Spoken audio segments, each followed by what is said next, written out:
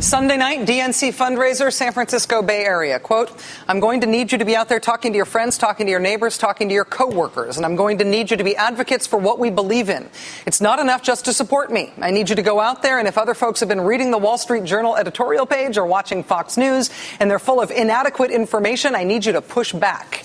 Quote, in some cases, I may need you to have some arguments with our progressive friends. Because let's face it, the fact of the matter is that over the last 2.5 years, even as we've gotten a huge amount done, there's a lot of folks on our side who get dispirited because we didn't get it all done in 2.5 years. Sunday night. Sunday afternoon, DNC fundraiser, Seattle.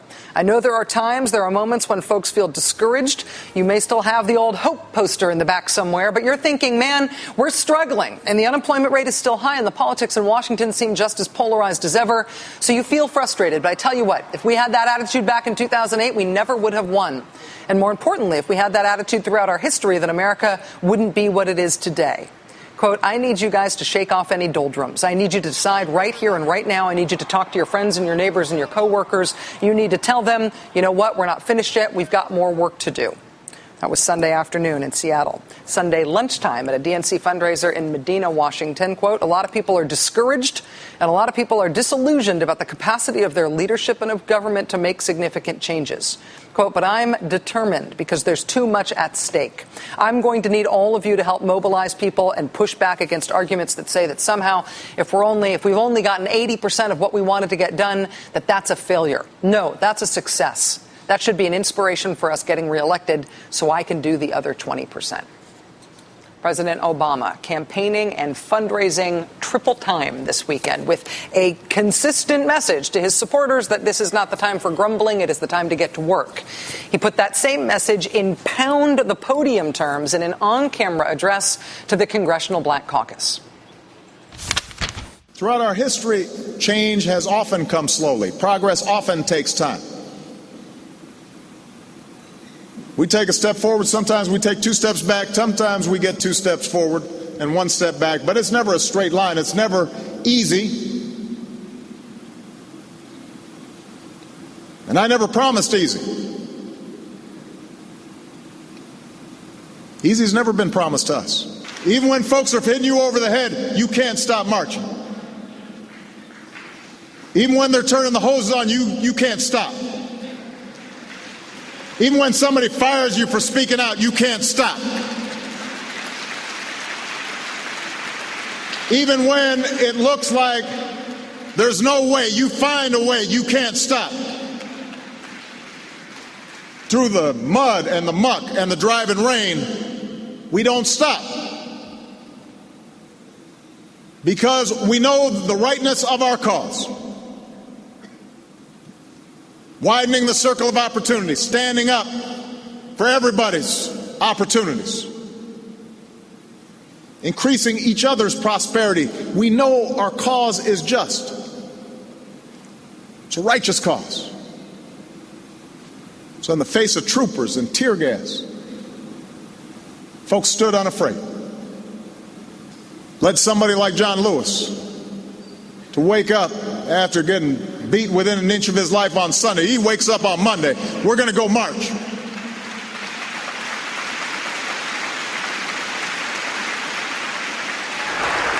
Dr. King once said, before we reach the majestic shores of the promised land, there is a frustrating and bewildering wilderness ahead.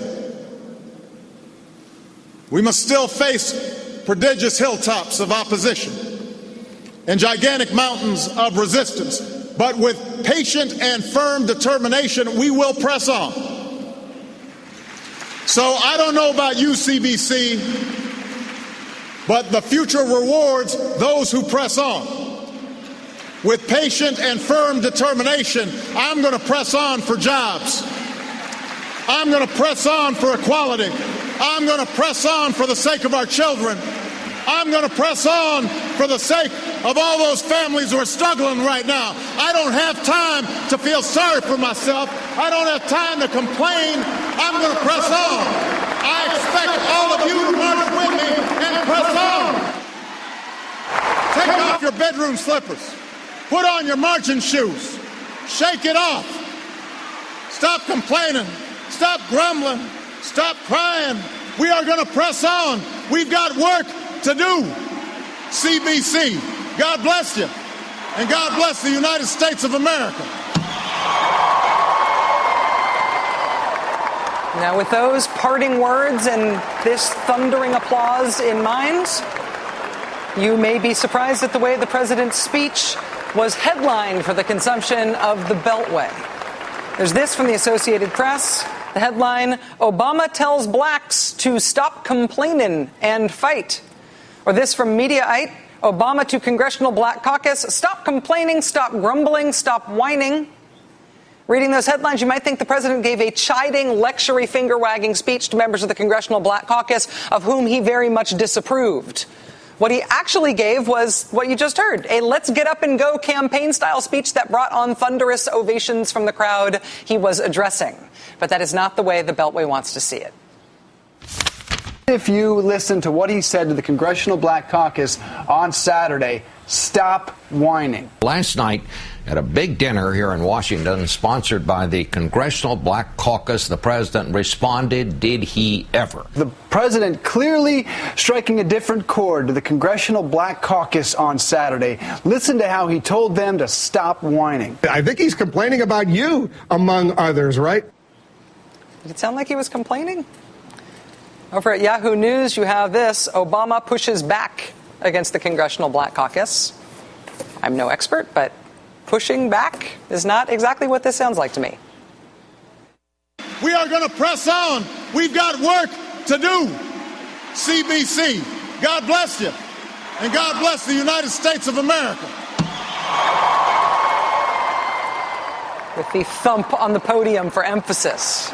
Joining us now is Democratic Congresswoman Barbara Lee of California, the former chair of the Congressional Black Caucus, as well as the founder and current co-chair of the Congressional Out of Poverty Caucus. She was in attendance when the president addressed the CBC this weekend. Congresswoman Lee, it is great to see you again. Thank you for being here. Thank you so much for having me with you tonight, Rachel. I am not much of a media critic. I think that probably I'm as damnable as anybody else in the media on any given day. But this really struck me as being very differently represented in the media than it was when I saw it on tape. You were there in the room. Do you think the president's remarks are being fairly represented? Well, let me say it was a very lengthy and comprehensive speech, Rachel, at least 35 to 45 minutes. Also, I know, some of the controversial comments that have been picked up by the media, they couldn't have been directed to the Congressional Black Caucus and members of the caucus because as a former member of the Congressional Black Caucus, the president knows how much these great members who have sacrificed so much throughout their lives have made our country better and will continue to fight for justice and for jobs and for equality. And also, I was very pleased in the president's speech. He did talk about the huge numbers of African Americans who are unemployed as it relates to the black unemployment rates. He talked about black children living in poverty, nearly 40%, unconscionable. And so I think that what he said, of course, could have been off script. He could have, in terms of the controversial parts of his speech, for whatever reason. But I do have to say that he knows that we hear the suffering and the cries of the American people who need jobs, who are anxious about jobs. He's heard that as a former member of the Congressional Black Caucus. He knows what we're doing each and every day. And so we want to work with him to make sure that this American Jobs Act gets passed, because this is the first step toward creating jobs. And clearly, in the black community, that's what our cry is. And our voices are pleading for Congress and the White House to get together to create some jobs so people can get to work. With your work in Congress, and specifically your work with the Out of Poverty Caucus as founder and current co-chair of that caucus, you've done as much as anybody to try to bring attention to that aspect of our national economic woes. Do you feel like the president is substantively telling you something that is going to make a difference, that he's talking about his economic agenda, his jobs agenda, and his understanding of poverty issues in a way that resonates with you and that you think is substantive?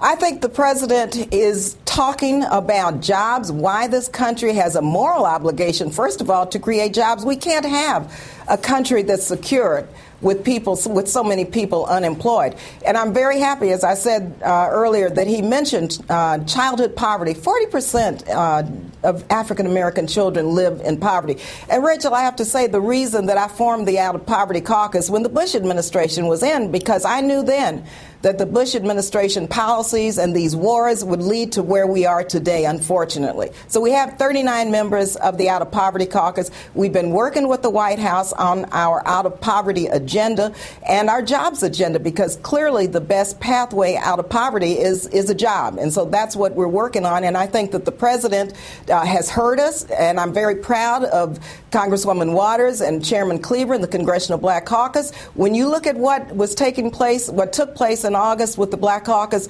5 cities, a jobs tour. What we did was get the jobs debate on the agenda, where now the president has the space and the wherewithal to be able to use his platform, the bully pulpit, to say, look, we have to work together to create jobs. Congresswoman Barbara Lee, Democrat of California, I want to thank you very much for your work on this continuing issue, and thank you for joining us tonight, ma'am. It's always a real pleasure to have you here. Thank you. It was so good to be with you, Rachel. Thank you.